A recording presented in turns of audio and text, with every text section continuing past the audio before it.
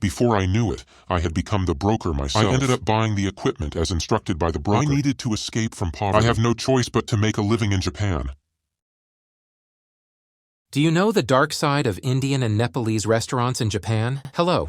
This is Nataro. In recent years, there has been a rapid increase in Indian and Nepalese restaurants, particularly in Tokyo. These are often referred to as Indo-Nepal restaurants, run by Nepalese individuals offering Indian cuisine. As of 2023, there are believed to be at least 2,000 such restaurants nationwide, with the number having increased approximately fivefold over the past 15 years. Surprisingly, many of the seemingly foreign-managed casual Indian restaurants are, in fact, owned by Nepalese entrepreneurs. To put this in perspective, popular chain restaurants in Japan, such as Matsuya, with 977 outlets, Doutor with 1069 outlets, and CoCo Ichibanya with 1238 outlets, are fewer in number compared to these Indo-Nepal restaurants. What accounts for this rapid growth? There are two distortions surrounding these Indo-Nepal restaurants in Japan, and I, as an insider, am here to unravel the mystery. The first distortion is the chain migration phenomenon. Bijay Gawali, a Nepalese clinical psychologist who authored the book Dreams in the Kitchen, detailing the reality of Nepalese chefs in Japan,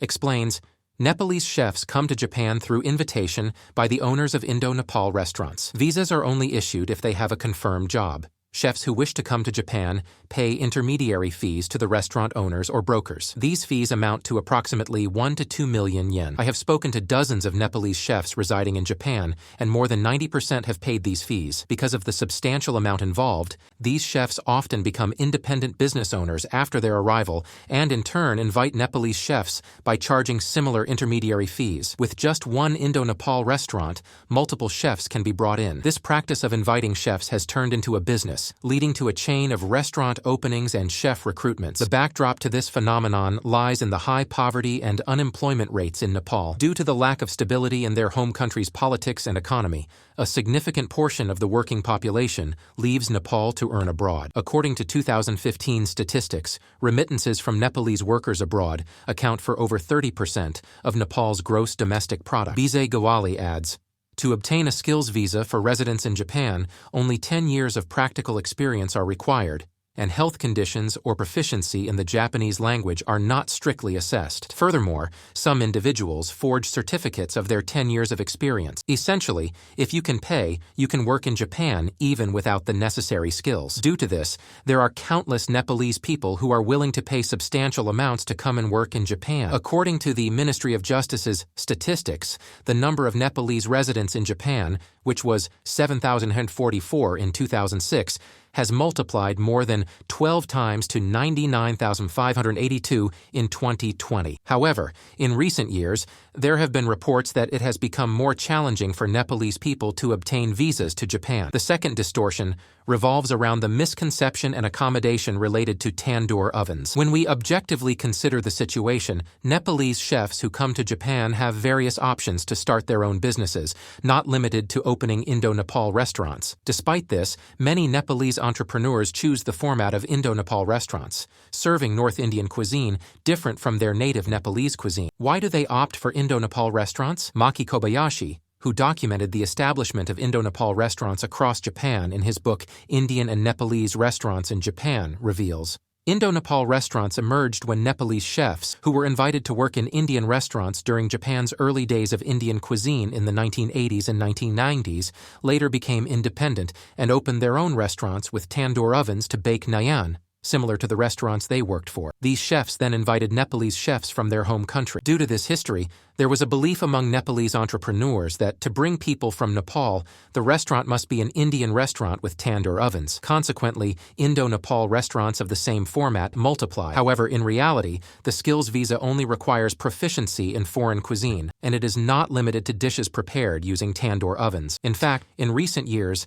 several Nepalese specialty restaurants that do not use tandoor ovens have emerged, and Nepalese chefs are being invited to Japan through the skills visa. The persistence of the Indo-Nepal restaurant format can be attributed to the misconception among Nepalese entrepreneurs and the accommodation by the examining authorities to minimize the risk of visa application failures. Bijay Gawali points out the adverse effects of these distortions, stating, due to the fierce competition resulting from the proliferation of Indo-Nepal restaurants, many of these establishments are struggling financially. Consequently, chefs are employed under conditions where they receive very low salaries salaries and lack essential benefits such as social insurance. Many of them face language barriers, and cases of physical and mental health issues are common. However, the existence of Indo-Nepal restaurants in Japan also brings several positive aspects. Maki Kobayashi explains, Nepalese individuals contributing to Japan's economy and culture through employment should not be underestimated. There are many Nepalese who have successfully established businesses in Japan. Bize Gawali adds, Japan has a wonderful culture of respecting chefs. Therefore,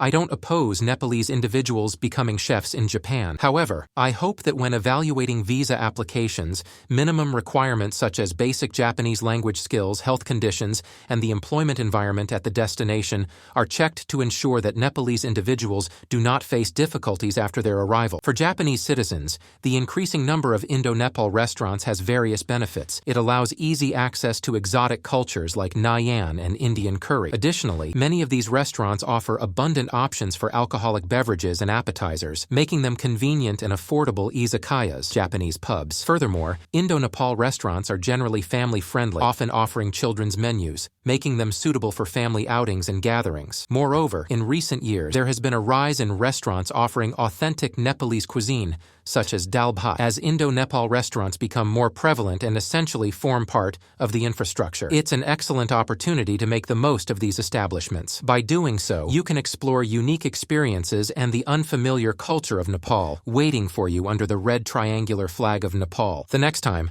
I will delve into the connections between unscrupulous Nepali brokers and Japan's antisocial forces.